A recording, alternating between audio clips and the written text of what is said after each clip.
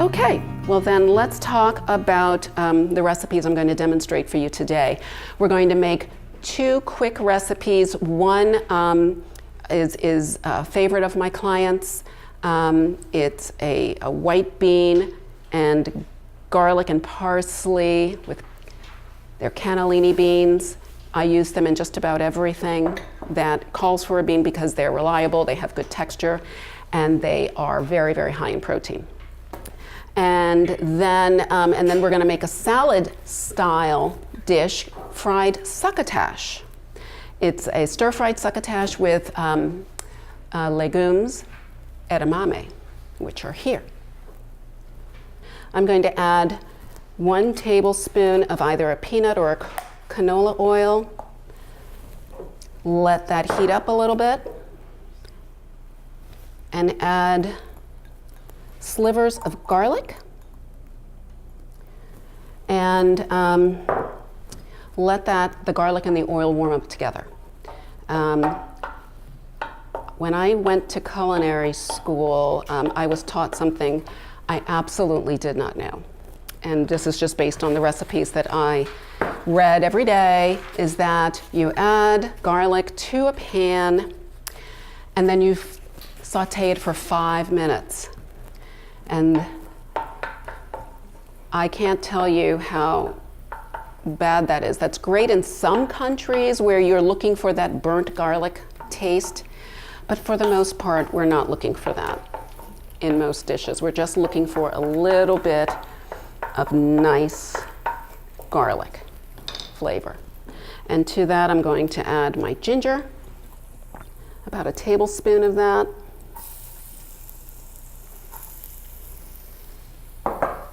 One to 2 teaspoons of minced jalapeno. Do we have anyone here who is sensitive to jalapeno or the spices within? Okay.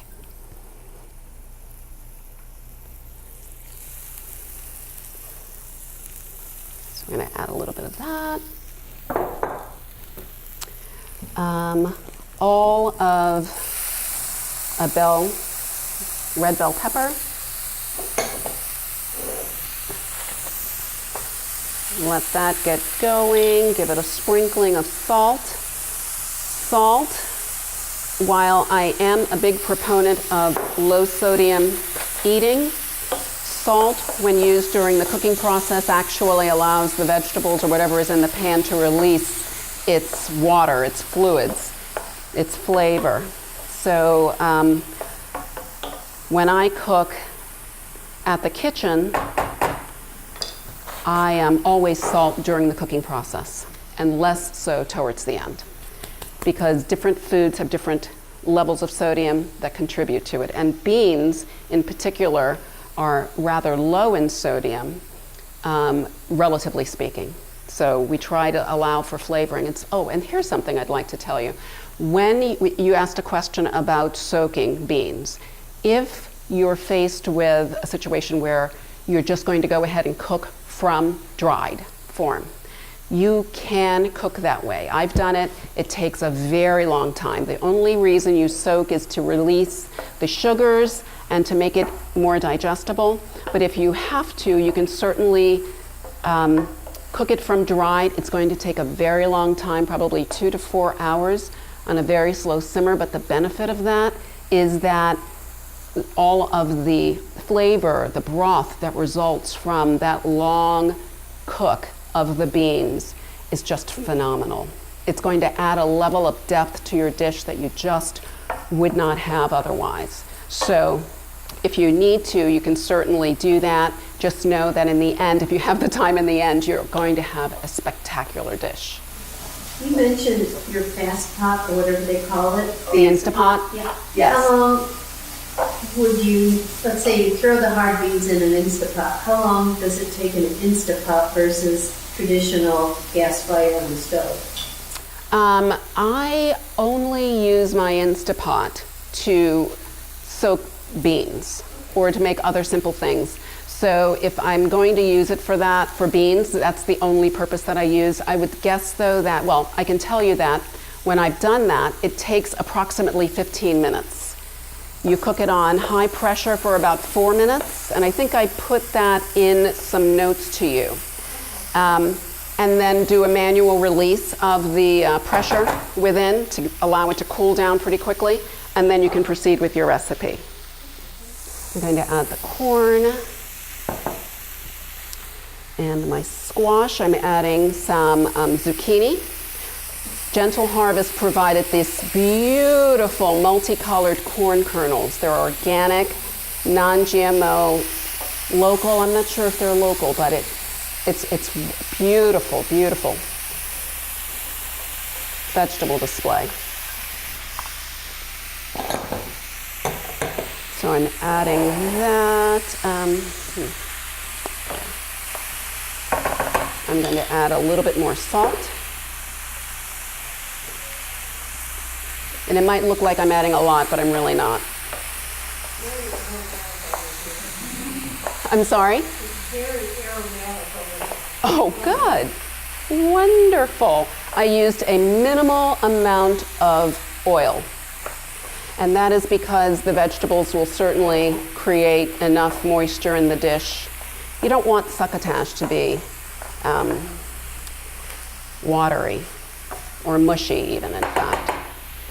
Okay, so I'm going to give it a tiny pinch of sugar, again, unless you are absolutely required not to. A little bit helps in certain dishes. And because I've already added several pinches of salt, I'm not going to follow the direction to add yet another teaspoon. So again, it's just about being mindful. So we're going to let that cook for about 2 to 3 minutes, and then we're going to add the edamame.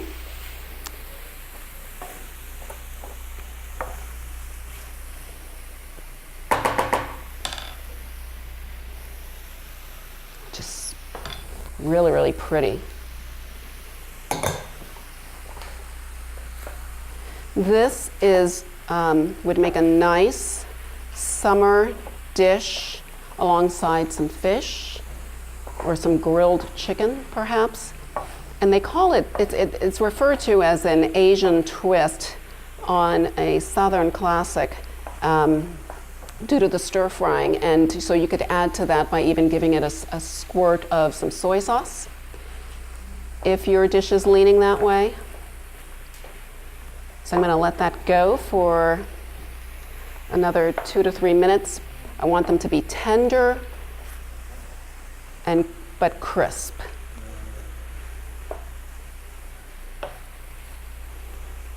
Okay, yeah, so it's right on the recipe card. Yes. Yes, this is a perfect dish for a summertime cookout. I'm going to give it a pinch of pepper.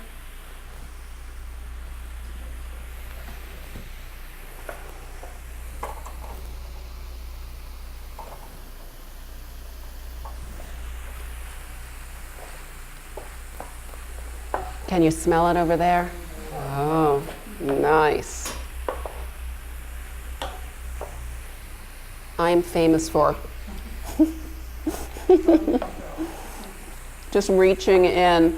Customers who come into the kitchen, and I hope you'll come down when you're in Warrenton, but they walk in and what do they see is me standing there at my counter cooking. So they have no doubt that what they're buying is actually being made there, fresh, big bowls of ingredients set out.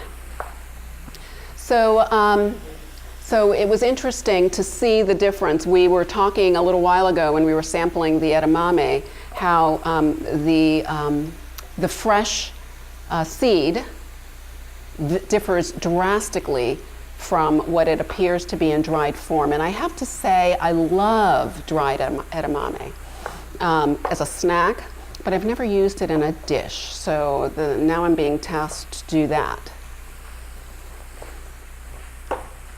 Okay, we are done with this. Can you see that being served alongside maybe some salmon or some nice grilled chicken? Very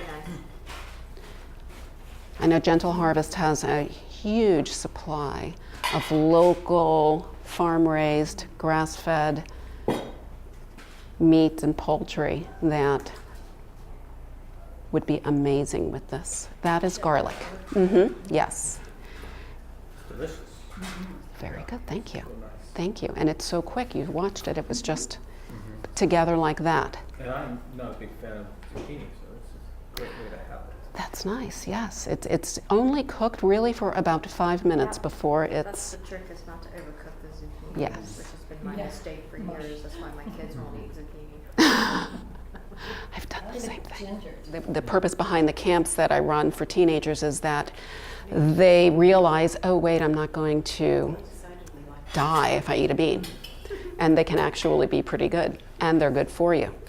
So you run camps for teenagers? For teenagers, yes. That's Yes. great. So children who grow up eating rice, beans, vegetables, do grow up into adults who eat rice, beans, and vegetables. And so the purpose of it is to educate them early on about the importance of eating a large plant-based diet. Yeah. And beans are a fabulous way to get that into your diet, get protein without overdoing it. I'm sorry I came in late, so I apologize. Oh no, But I've not seen 3/4 of these beans in my life. I Black eyed peas mm-hmm, and fava beans, right. but I think that's where it stops. Right, and you're not alone. You are basically limited to what we can find in our local markets, so and what's grown in our region. But the beauty of the internet is that with a recipe and a computer at hand, you can gather as much of these as you can.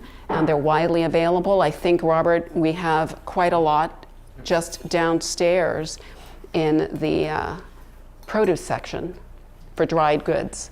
And and if something tends to, if you need a specific one, you might even ask the store if they can special order it. Big special order. Yes. Yes, because Sandy got all of these for this class, so they can be had. And I, for one, now that I've seen this display, you're not alone in not being familiar with half of them. Now I'm encouraged to explore with them as well. And all I can say is my client who hates beans, well, guess what's coming? Because I want to take a panel picture of the labels and then Oh. just run through the order. Feel free to do that. And you also have this front and back that gives you all of the nutritional information on each bean. And so that, yes, Does this have the cilantro in it? this does not have the cilantro. Good. Are you I not? tasted it, but I wasn't sure. Yes, it has a tiny bit of it, but not a lot. And that's another allergen. I'm surprised to hear that a lot of people are allergic to cilantro.